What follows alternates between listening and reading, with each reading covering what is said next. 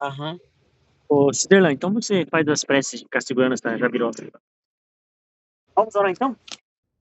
Pai bondoso, nós iniciamos nessa praça, momento especial de estudo, Senhor. Teu Santo Espírito esteja com a gente aqui, faça render todo esse momento especial. Em nome de Jesus, amém. Amém. Amém.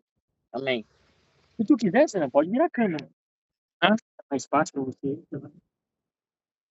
Portanto, você vai ter nosso cameraman.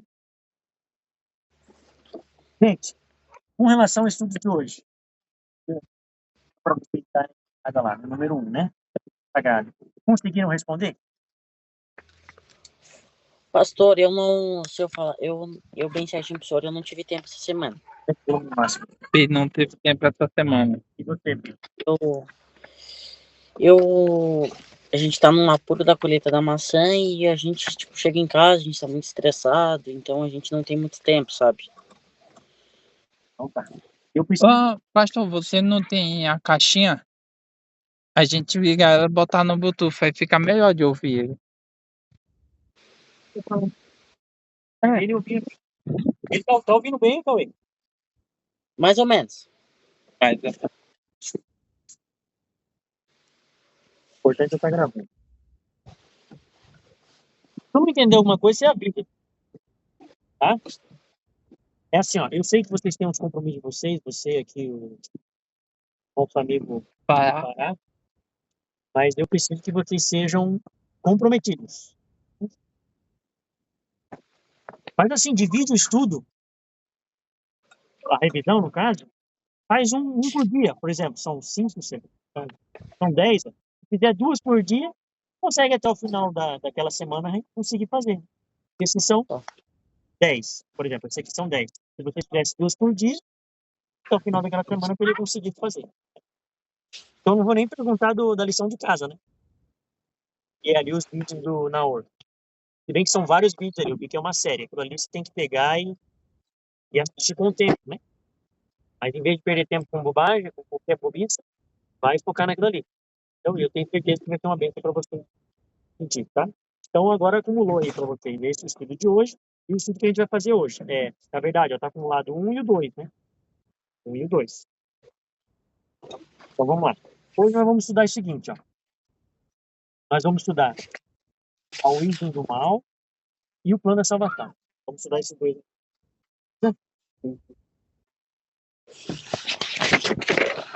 Foi.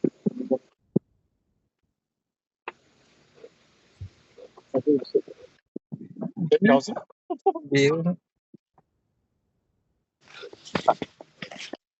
Vamos lá. Para a origem do mal. Essas imagens depois eu mando para vocês, tá? Aqui é só para mais questão pedagógica. Então vamos lá. Como é que surgiu o mal? Você tem noção de como surgiu o mal? Primeiro pecado. Não, não. A gente não fuma.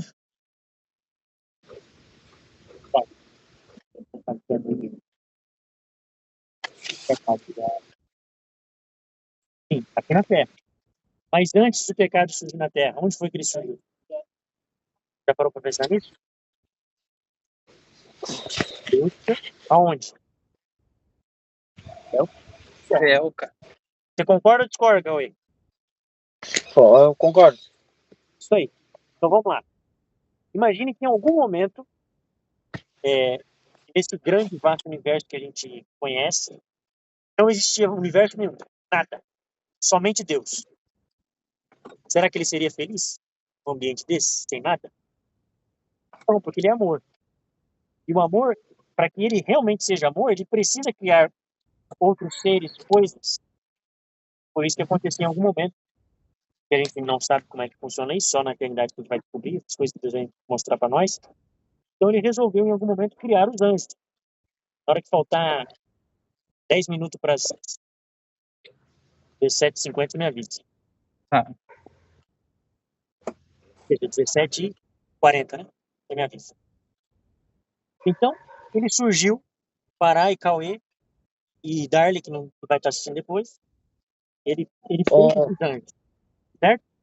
Quando Deus fez os anjos, ele não ficou pensando assim, ó, por exemplo, o anjo Gabriel, eu vou fazer porque ele é gente boa. O anjo Lúcifer, eu não vou fazer porque ele vai fazer bobagem depois, então é melhor não fazer. Então, pensando dessa maneira, Deus não foi um Deus egoísta, pelo simples fato que um anjo deu o livre-arbítrio de tomar decisões contrárias ao que ele tinha determinado, e não fazê-lo só pelo fato de que ele saberia que lá no futuro ele faria coisa errada. Certo? Então, veja. Imagine aqui agora. Você sabe o que eu estou pensando ou não? Não? Tem nem ideia? Imagine que eu estou pensando aqui em um animal. Certo? Esse animal existe? Sim. Não, não existe. Não. Eu não criei ele ainda. Porque eu estou fazendo uma analogia. Se eu pegar caneta e um papel e começar a desenhar esse animal, ele vai passar existindo, vai? Mas imagine que esse animal seja um cachorro. É um cachorro muito fofinho, muito lindinho, etc. Mas tem um problema. Esse cachorro, um dia, ele vai se rebelar contra mim e vai me morder. Como eu sou o criador do cachorro, eu poderia muito bem nem fazer ele existir, certo? Mas eu resolvo fazer porque eu amo o cachorro e quero ele do mesmo jeito. A mesma coisa aconteceu com Deus. Se Deus, sabendo que Lúcifer estaria rebelando contra ele e o seu reino, e não fizesse Lúcifer, Deus tomaria a mesma decisão que eu estaria tomando se eu soubesse que o cachorro iria me morder e eu não quisesse criar o cachorro. Então, de certa maneira, Deus estaria sendo seletivo. Tem que só. Então, a impressão que dá é que só aquilo que convém a Deus ele faria. E aquilo que não convém, ó, ele descarta. Teve uma outra analogia. Você vai entender bem, né? Por exemplo, imagine que eu peço para vocês fazer uma avaliação minha. Vem pra cá.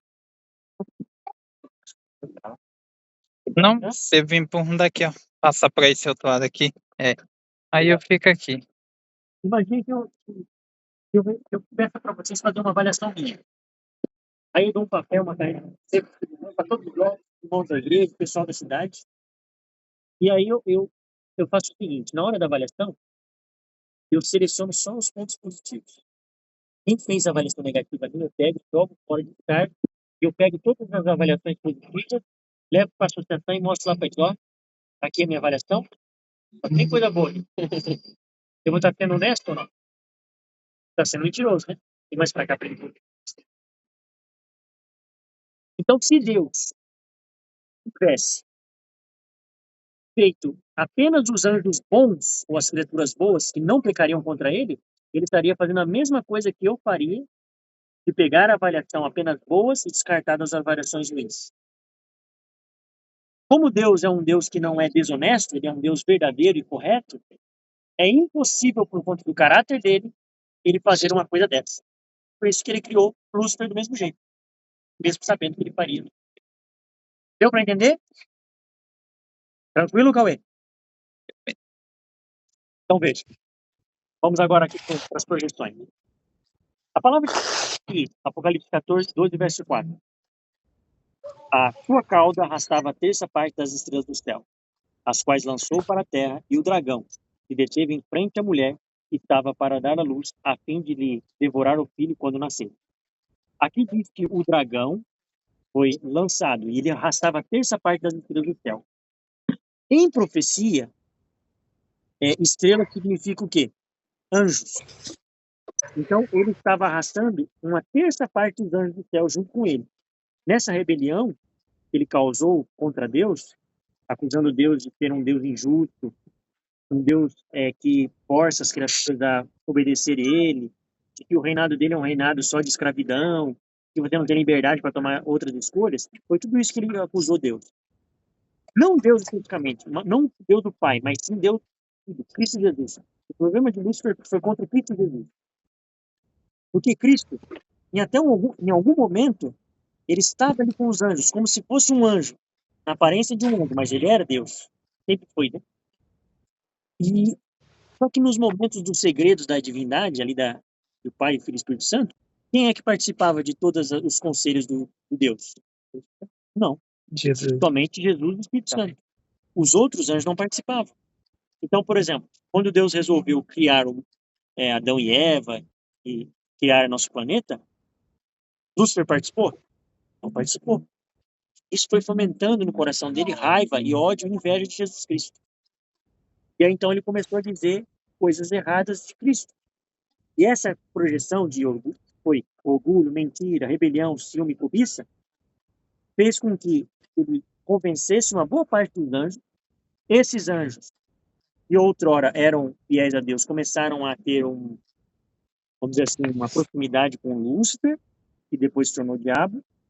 Deus deu um tempo de misericórdia para eles, até que então, infelizmente, eles não se arrependeram, tanto o diabo quanto esses outros anjos, então eles foram removidos do céu. E aí você tem um texto que fala sobre isso. Dá para a gente poder avançar? Os textos estão aqui, é a mesma coisa que você vai pôr na Bíblia. Por isso que é bom vocês fazerem a revisão no estudo de Timóteo, porque daí vocês têm mais tempo. Mais um texto nós vamos ler. Que é Ezequiel capítulo 28. Abre para nós aí.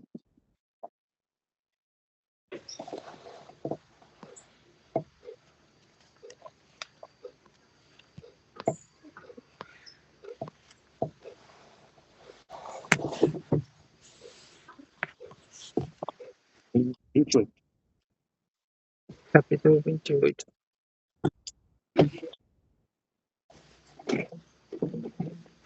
Verso 13 até o verso 17.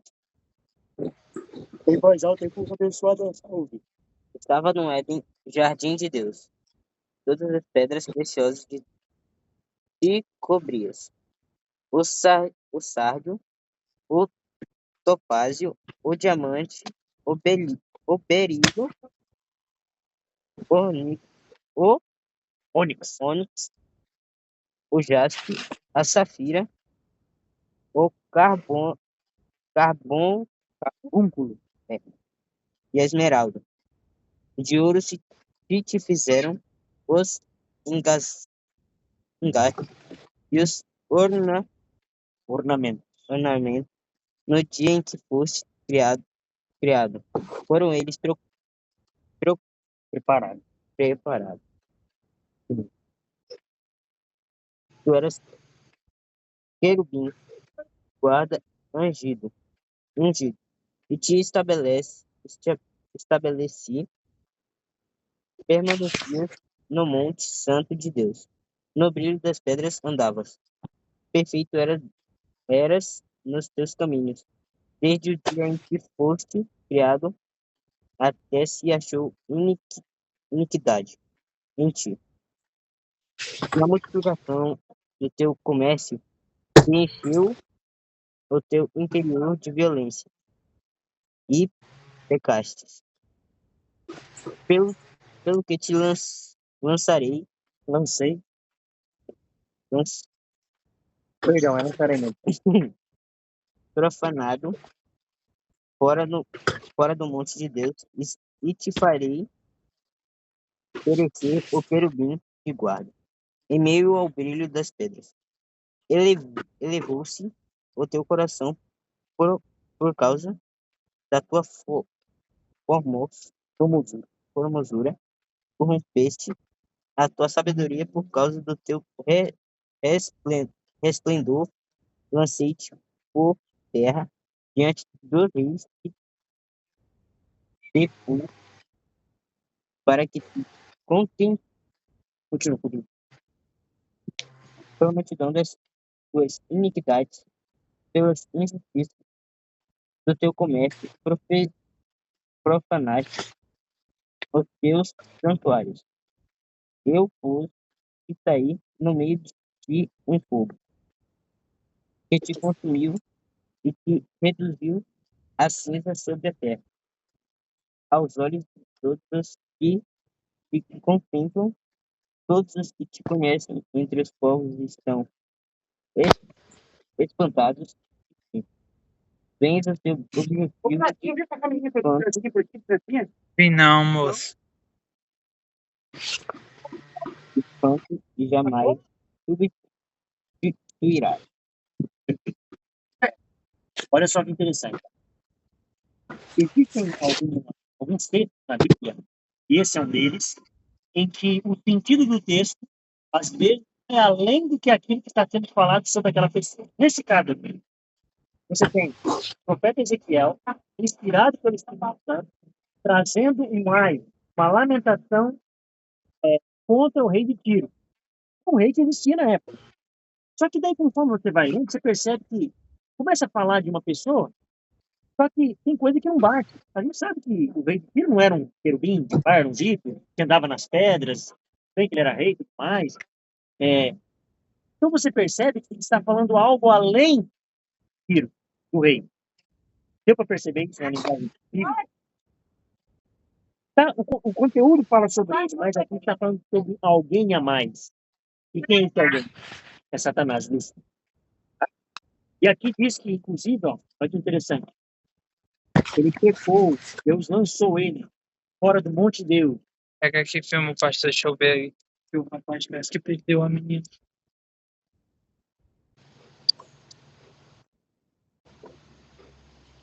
Aí vira aqui então. Vira para pode ficar virado para você. Pronto.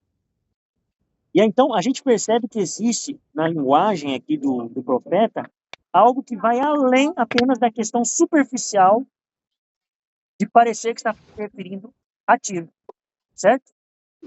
Então, isso é algo importante que nós devemos entender aqui. Então, perceba que ele estava no Éden, no jardim com Deus, ele estava com toda... A menininha foi? Não vimos. Não vimos. Aí a gente está estudando a Bíblia aqui, nem está prestando atenção no que está acontecendo ao nosso redor. Mas em nome de Jesus, vamos achar. Em nome de Jesus.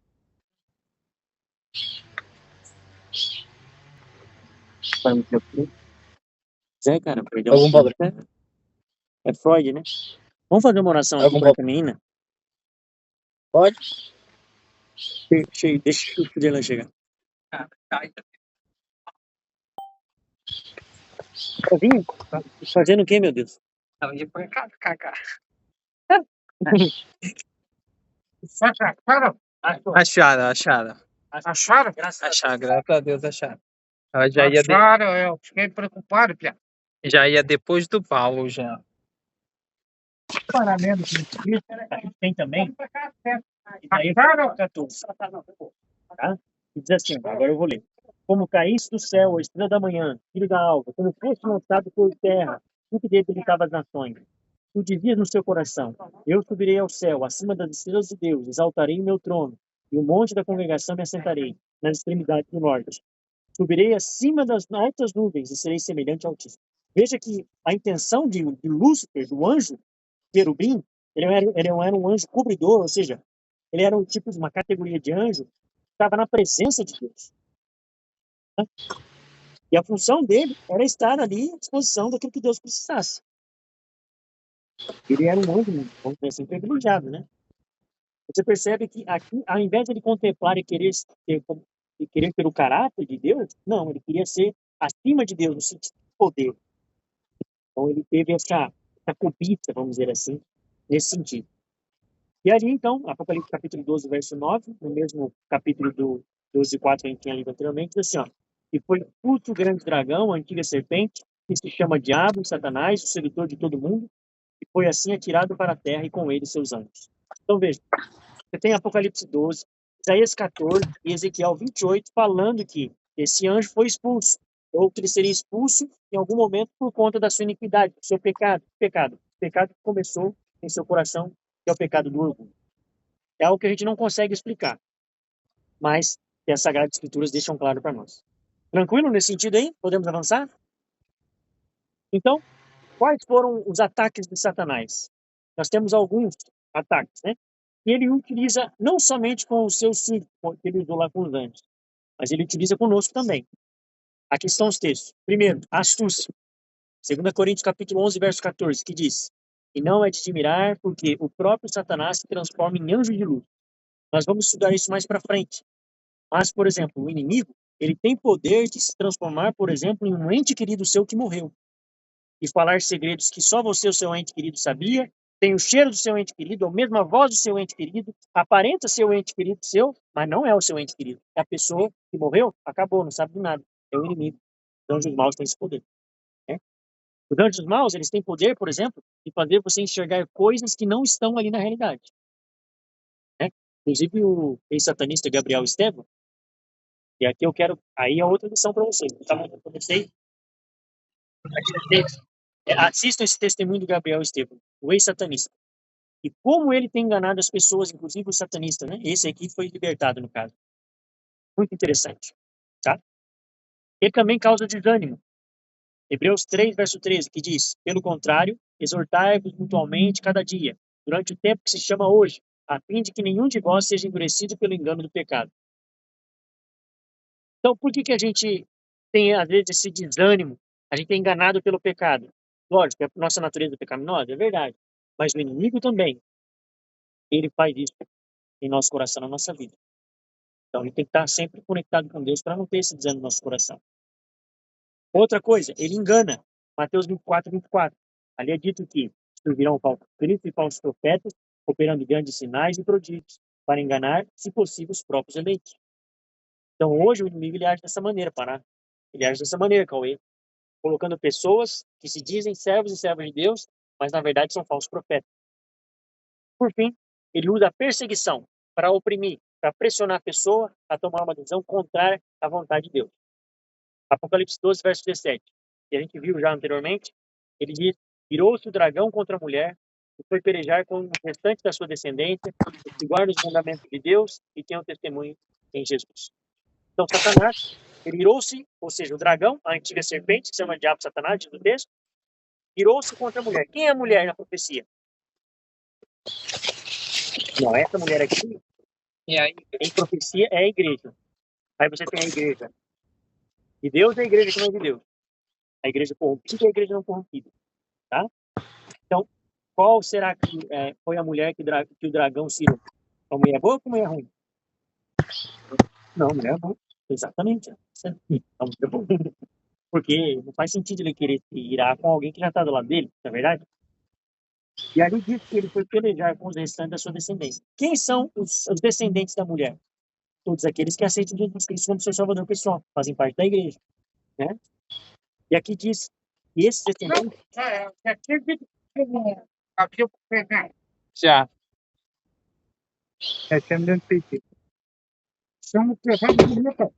Obrigado. Obrigado. Tá meio esquecido, né? O senhor esqueceu. Não, que eu tinha tento falar com você. Tá certo? Senta aí, ó. Ouve a palavra de Deus aí, tá? Estamos aqui falando da Bíblia. Então, é nesse sentido, tá? Lembrando, Não, sabia que eu teve muito tempo que eu me esqueci de Deus, cara. e agora você está lembrando. Lembra de Deus? Deus me salvou eu de cada jornada, cara. E aí? O senhor vai ficar só na lembrança ou vai querer se relacionar com ele de novo? Espera eu, se quiser fazer uma reportagem, amigo, cara. Eu tenho uma história para contar para de Deus. Estou disposto a ouvir. É só o senhor mandar uma mensagem para mim, só. Cartão meu aqui. Não, não precisa de cartão. Mas como é que eu vou conseguir ouvir sua história se eu não sei onde você mora? Eu tenho uma história, cara. Para me contar, pode publicar no jornal de vocês. A gente não é repórter. Mas se o senhor quiser, eu faço uma visita para o senhor. Eu gostaria de receber uma visita? Uma oração na sua casa? Acabou com a oração. Então tá. Pega meu número aqui, ó. O senhor poder ligar para mim depois, mandar uma mensagem para a gente marcar a visita para o senhor. Tá bom? Sabe o que me aconteceu, cara? Depois de 30 anos, os caras me perseguiram para me matar. Senão Deus gritou. Foi Deus mesmo. Isso aí. E hoje, Ele me não deixou. Nós chegamos de frente. O confronto. eu gostaria de ouvir sua história. Só que como a gente está fazendo estudo da Bíblia agora, quem sabe na visita que eu for fazer para o senhor conta a sua história, pode ser? Mas a visita que você quiser fazer é agora que eu conto, você filma. Ah, Eu falando da minha. tá bom. No dia que eu for te visitar, a gente faz isso. É que a gente tá estudando a Bíblia. Não, não, você E tem com o que rapazinho filmar, tal, cara. tá bom. Você Vamos, vai filmar vamos filmar. e eu vou falar essa verdade. Ótimo. Fechou. Continuando, então, com relação à origem do mal. Deus nos deu ao... Então tá bom. Tamo junto, tá? Deus nos deu armaduras para que nós consigamos vencer Satanás, os anjos maus. Então, quais são essas armaduras? A palavra de Deus vai falar lá em Efésios, capítulo 6, verso 18, o seguinte: com toda oração e súplica, orando em todo tempo, no Espírito, e para isso, vigiando com toda perseverança e súplica por todos os santos. E aí o apóstolo Paulo ele vai falar a respeito de algumas armaduras, fazendo a comparação das armaduras que na época eles utilizavam para a batalha. E ele fala a respeito do capacete, que é a salvação. Ele fala do escudo, que é a fé, dos calçados, que é a pregação do evangelho, da couraça, que é a justiça de Cristo, da espada, que é a palavra de Deus, e do cinto, que é a verdade. Perceba de que todas as armaduras que Deus nos dá para conseguir vencer Satanás e seus anjos não são coisas que têm que ver com a gente. São coisas que Deus coloca na gente, no caso, a fé, a salvação, a pregação, o desejo de pregar, a justiça de Jesus, a palavra de Deus e a verdade, para a gente poder avançar e sermos vitoriosos. Certo? Oração aí.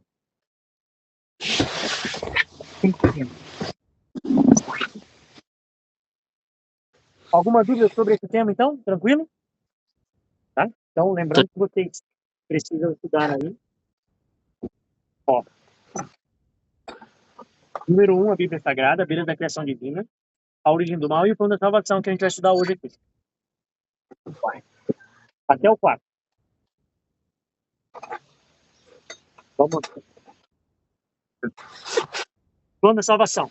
Bom, lembra que Satanás e os anjos, a princípio com Satanás, né? Ele ficou com inveja de Cristo e de Deus, porque Deus tinha os seus segredos com relação a como ele estaria estabelecendo a origem do nosso mundo, do nosso planeta. Nós fomos criados inferiores dos anjos, com o objetivo de se tornar como eles, em poder, em força, inteligência, sabedoria, etc. Então, em algum momento, Deus planejou no seu coração fazer esse mundo. Só que, como surgiu o mal antes da criação do mundo, do planeta Terra, Deus precisava que, de alguma maneira, ele permitisse esse nosso mundo, vamos dizer assim, não caído, de ter a oportunidade de escolher se eles seriam ou não fiéis a Deus. Mas nada mais do que justo, na verdade. Ter a escolha de querer ser ou não fiel a Deus. Até porque se não tivesse essa oportunidade, como que haveria o mal? Como que realmente nós amaríamos a Deus? Se não houvesse a possibilidade de pecar, que há de convir comigo que Deus não teria criado seres que têm escolha própria, livre-arbítrio. Teria criado o quê? O robô faz o que você me pede e acabou. Ele não questiona e faz, não é verdade? Então, como nós somos robôs, Deus criou o ser humano com um livre-arbítrio. Isso com a possibilidade de pecar. Mas a verdade também é que, da mesma maneira que Deus sabia, na criação, quando Adão e Eva iriam existir, assim como aconteceu com Lúcifer, desviou dos caminhos dele, haveria também a possibilidade, que ele sabia que isso aconteceria, de Adão e Eva pecar e cair, como aconteceu. Mas mesmo assim ele criou Adão e Eva. Coisa, né? Bom, a gente sabe que, então, em algum momento Deus cria o mundo, e a relato de Gênesis ali, a gente já olhou como foi isso. Adão e Eva caem. Isso tudo é muito. No capítulo 3 de livro de Gênesis, é possível que Cristo Jesus viria para resolver esse problema do pecado. Jesus Cristo vem, a primeira vinda dele, ou seja, nasce através de Maria. Ele inicia o seu ministério, com 30 e poucos anos. Morre, ressuscita, isso depois da cruz. Continua o seu ministério agora no santuário celestial. Lembrando que, o que é o santuário celestial?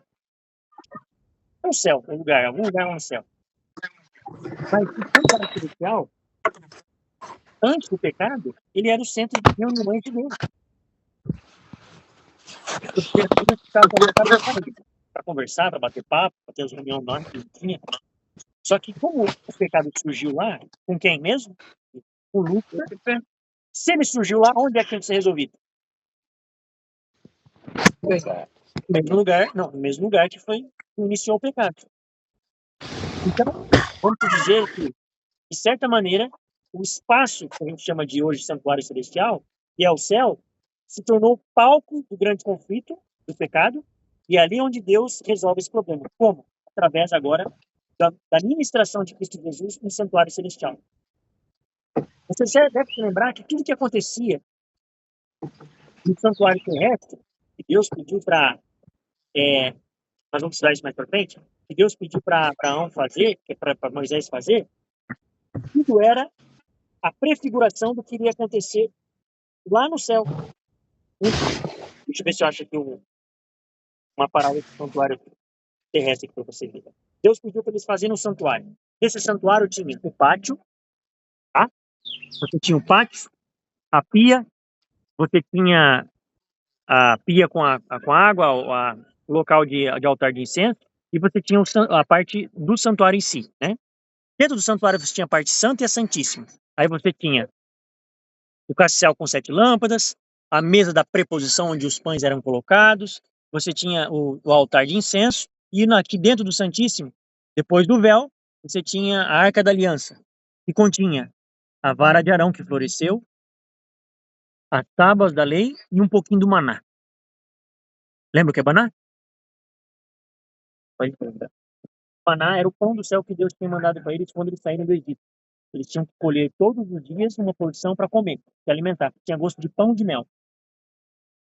Quando eles não pegavam, eles estavam sem. Se tentasse pegar uma porção a mais, por exemplo, de quinta para sexta, dava bicho e cheirava mal.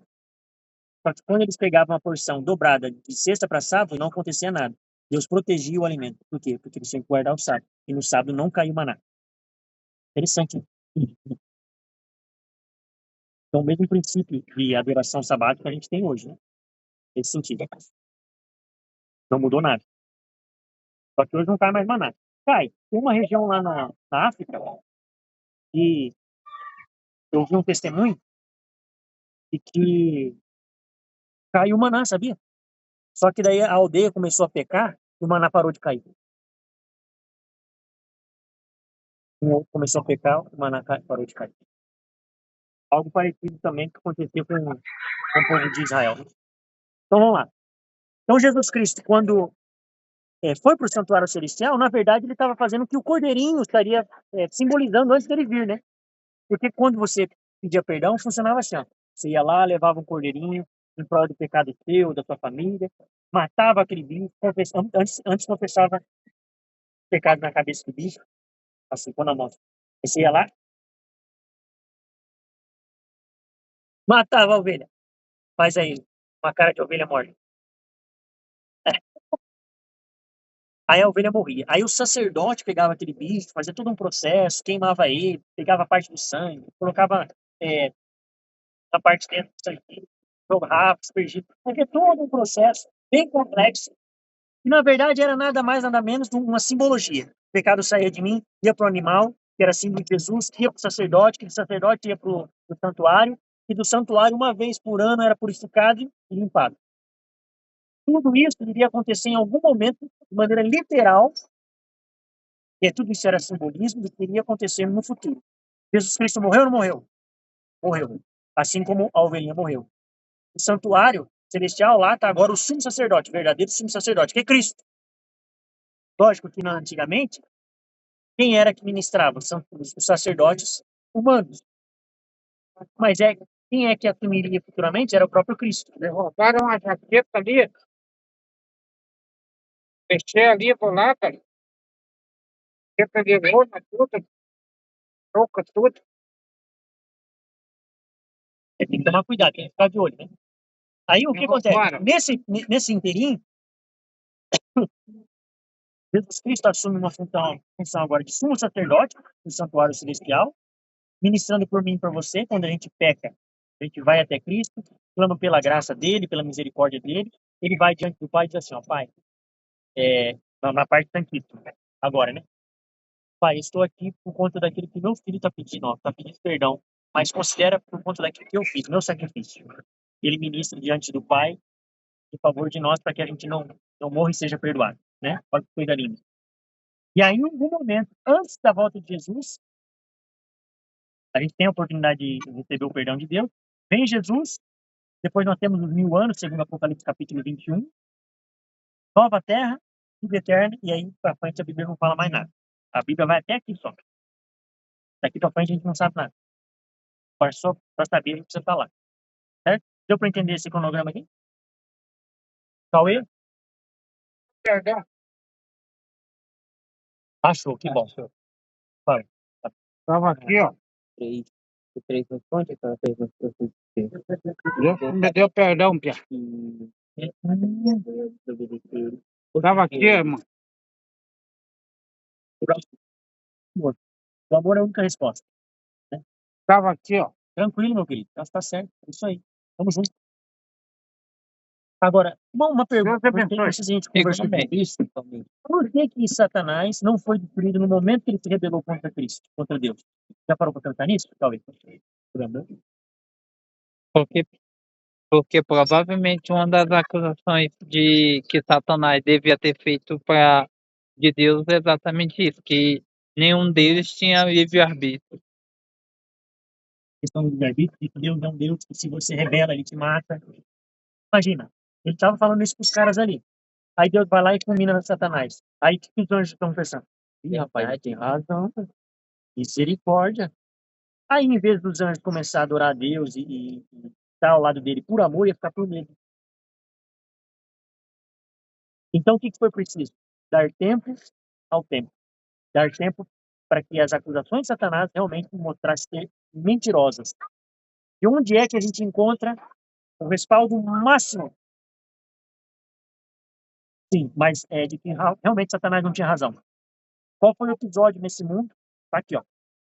Tenta encontrar onde foi que isso aqui disse, não, realmente Satanás não tem razão. Ele é um sem vergonha mesmo. Qual foi desses episódios aqui? Foi esse ou 8. Qual? Ressurreição. Bom, você há de convir comigo que isso aqui ainda não aconteceu, certo? Então é isso aqui, ó, é a morte. Porque, veja, o próprio Deus vem para morrer por nós, ele não tem culpa de nada, e ele toma nosso lugar. Satanás não fez isso por nós. Ele é o contrário, ele nos mata. Ele não está disposto a morrer por ninguém, não. Então, quem é que tem razão? Satanás ou Jesus? Ou Deus? Deus. E ele mostrou isso através dando a sua própria vida por nós. Então, Satanás não tem razão. Naquele momento ali na cruz, ele perdeu toda a razão. E se havia algum anjo que talvez tivesse a possibilidade, mesmo não tenha caído, tem alguma simpatia com ele, aquela simpatia perdeu naquele momento, na cruz do Calvário. Que horas são? 5h40. 5h27. Alguma dúvida aqui, queridos, com relação a essa linha de tempo aqui? Vai ter que estudar ela mais para frente, vamos estudar ela melhor, tá? Mas é só para vocês entenderem. Você vê que conforme a gente vai estudando, uma coisa vai se ligando a outra, às vezes vai se expande. Às vezes vem outras dúvidas cabulosas, medonhas, mas é normal. Mas aí Deus vai respondendo essas dúvidas. Então veja, agora fazendo a comparação, só para que vocês entendam a questão do plano da salvação. Veja, o cordeirinho representava quem? O verdadeiro cordeiro de Deus que tira o pecado do mundo. Quando o primo de Jesus, o João Batista, viu ele falou assim, ó, eis o cordeiro de Deus que tira o pecado do mundo. Ele falou isso. Então veja, cordeiro, o animal, esse que morria muitas vezes, às vezes era um cordeiro, era uma pomba, era um boi, enfim, mas geralmente a gente usa ovelhinha, né? Cordeirinho. Ele não tinha mancha nenhuma, segundo as leis do santuário, não podia ter mancha, nem podia ser manco, não podia ter algum defeito. Jesus, ele era sem mancha, sem pecado, não tem pecado nele.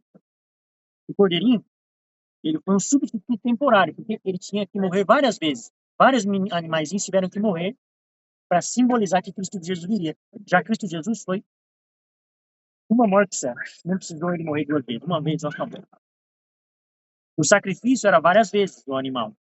Você, por exemplo, se você vivesse naquela época, você pecasse hoje, tinha que fazer um sacrifício. Pecasse amanhã, de novo, e assim sucessivamente. Imagina quanto bicho que morria, né? Agora, Cristo, ele é um único sacrifício e acabou. Não precisa mais do que um sacrifício.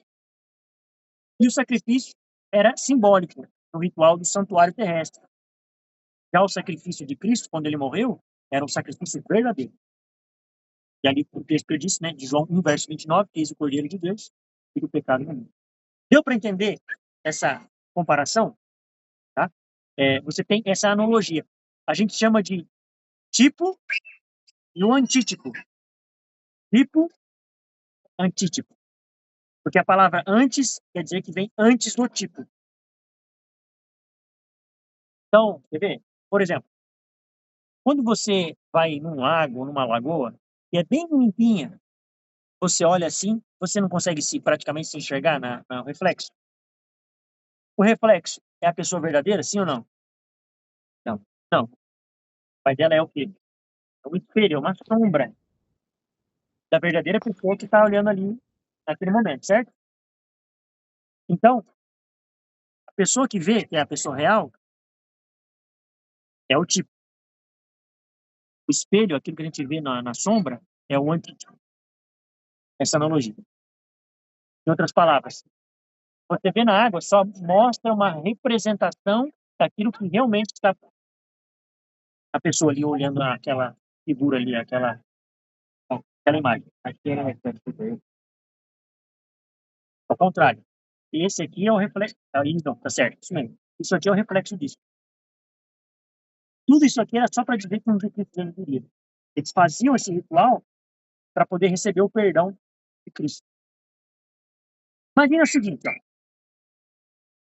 ser humano cometeu pecado, certo? Que ele mereceria, segundo a Bíblia. A morte. A morte. João 6, verso 3 fala sobre isso. O salário do pecado é a morte, tá? Eles pecaram e necessitam da graça de Deus. Então, em teoria, Adão e Eva, quando pecaram, eles deviam ter morrido naquele momento. Só que pela graça de Deus, eles não morreram. Por quê? Eles passaram o cartão de crédito. Deus passou o cartão de crédito. Ele falou assim, ó, diabo, é o seguinte, ó, eu sei que eles precisam morrer, eles vão morrer. Só que eu tô passando aqui, ó, a conta do meu cartão ilimitado, e eu tô dizendo para você que essa fatura vai vencer, mas meu filho vai pagar essa fatura.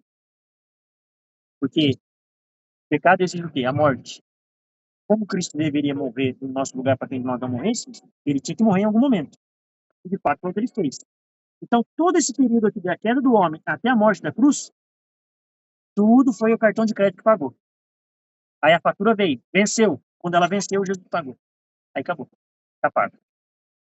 Deu para entender a analogia do cartão de crédito? Sim. É para usar o cheque, né? Mas não é. Vocês não sabem o que é isso? Vocês já ouviram falar de cheque? Já ouviu falar de cheque, Cauê? Ah, então vocês estão até então entendendo das coisas, né? E aqui então terminamos com o plano final da salvação. A Bíblia fala sempre de dois caminhos. O caminho largo, que é o fácil, o gostoso, o que aparentemente parece ser bom, e o estreito, que é difícil, que nem sempre é gostoso e é difícil. Tá? Aqui tem que ver com salvação pelas obras. Eu faço para alcançar alguma coisa, na verdade você está perdido. Aqui, a salvação é pela graça, é pelos méritos de Jesus. Enquanto um traz a questão da justificação, ou seja, eu sou salvo, o outro traz o prazer mundano. No outro, traz o processo de santificação. Eu estou sendo salvo. No outro, você só tem desobediência. O outro leva você à glorificação, ou seja, você vai ser salvo. O outro só traz egoísmo. Um traz vida eterna, o outro traz morte eterna. Qual é o caminho que você e eu queremos seguir hoje? Não vai ser fácil. E para isso entra aqui. Vai ter uma boa recompensa. Vai ter uma boa recompensa. É questão de compensação, morte eterna, né? Para sempre. Não é aquela morte queimando lá milhões e milhões de anos. Não é isso. Tá? Então veja. Mas para isso, querido, nós precisamos fazer algo muito simples. É difícil, mas simples. Quer estar salvo? Busca Jesus todos os dias. Tire tempo para falar com ele. Minha recomendação, pelo menos 20 minutinhos todo dia. Põe aquilo que você já aprendeu em prática nas orações ali. Estude a palavra de Deus. Recomendo vocês estudarem a palavra de Deus usando esse estudinho que nós estamos fazendo aí, e daí já vai servir para vocês revisarem o que vocês estão estudando. E continue em conexão com Jesus o dia todo, falando com ele que tiver no coração, na sua mente. Se tem um problema ali, fala com ele em pensamento, né? Não só aquele momento que você tirou de 20 minutos, mas esteja levando ele para o seu dia a dia. Fale com ele o que você está pensando, o que você deixou de ver, o que não viu, e etc. Ele vai guiar, ele vai te orientar. Porque a vida eterna é esta, que te conheçam a ti, o único Deus verdadeiro, é Jesus Cristo a quem enviaste. João capítulo 17, verso 3. Quem tem o filho, 1 João 5, verso 12, tem a vida. Quem não tem o filho, não tem a vida. Certo? Então, esse é o caminho que a gente tem que seguir. 5 minutos para as 7h50? Nossa. Então é isso. Não, e 40. Ah, tá. Alguma dúvida, alguma pergunta, algum questionamento? Lembra que eu pedi para vocês verem se tem algum assunto que vocês querem estudar? Não sei se você tem algum assunto, talvez, que você pensou aí, ou você. Vamos levando assim, então, os temas. Surgiu o assunto, não esqueçam de colocar no grupo e a gente trabalha eles ali, tá? Então, a lição de casa que eu vou passar para vocês vai se acumular outra. Estudem ali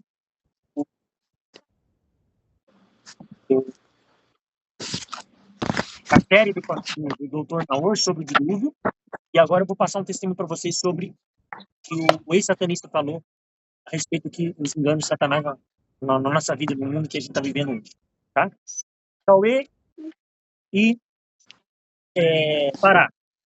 Ficou claro hoje a respeito da origem do mal, como Satanás quer nos enganar, como que Deus nos dá a proteção para que nós consigamos não ser enganados como os anjos foram. E que ele tem um plano de salvação para mim e para você, para que nós não morramos eternamente, mas para que a gente viva eternamente. Ficou claro isso para vocês hoje? Sim. Vocês aceitam isso na vida de vocês hoje? Amém ou não amém? Amém. Amém. Então vamos orar? Vamos fazer aquela dinâmica de oração?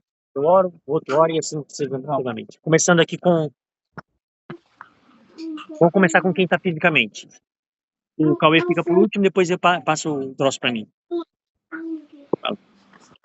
Eu? Isso.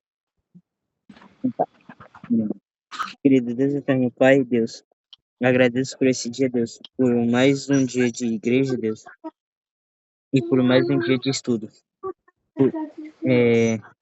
Pelo Senhor ter nos dado a oportunidade de nos reunirmos aqui virtualmente e pessoalmente, Deus. E que continue assim, Deus. E sobre o Darley, só o Senhor sabe o que se deu para ele. O que deu nele para ele não vir hoje, Deus.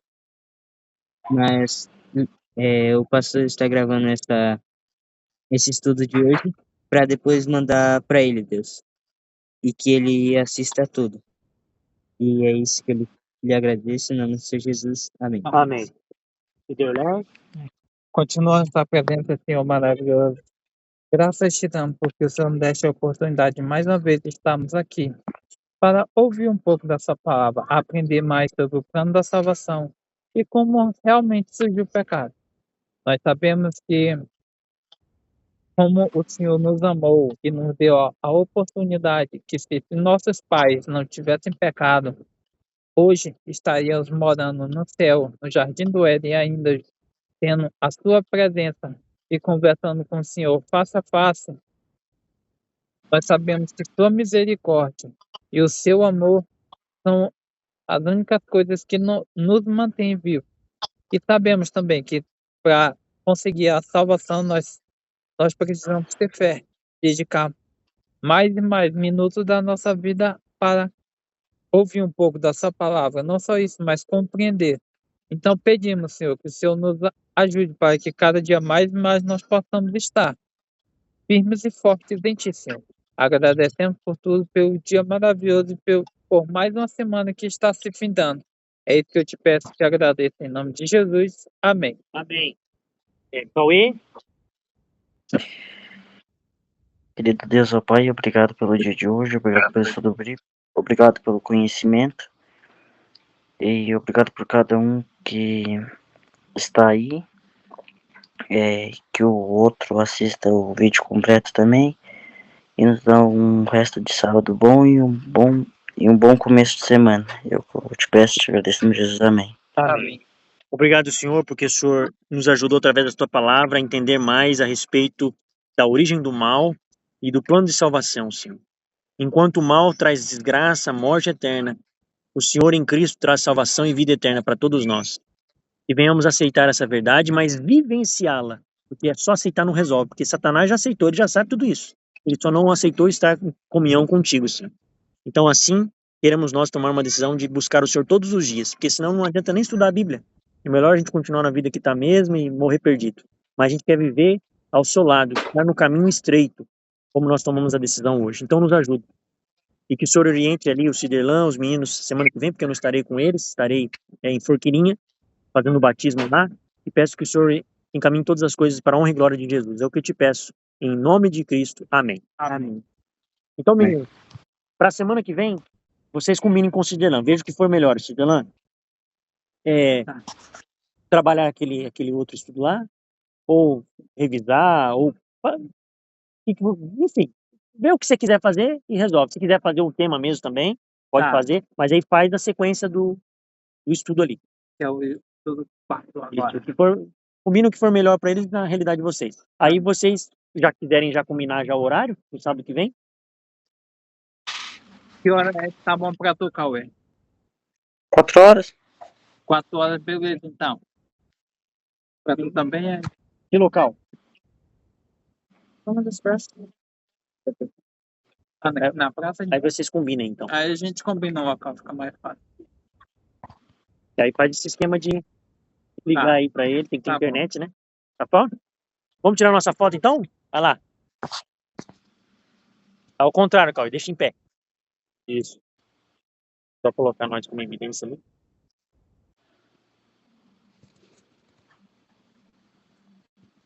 É isso aí. Beijo do Mago, Manão. Tudo de bom, viu? Você tem aquele Tá bom. outro lá do... Como é que é o nome? Crede em seus profetas, você tem? Não. Amanhã, eu vou estar no culto amanhã, trazendo uma mensagem. Aí eu levo pra você lá, beleza? Tá. Então tá bom, Uhum. um abraço. Tchau. Abraço. Tchau. Você tá meio desanimado hoje, né? Ou meio cansado, sei lá. Cansado, porque tá dentro de um carro. É. E agora já foi pra casa.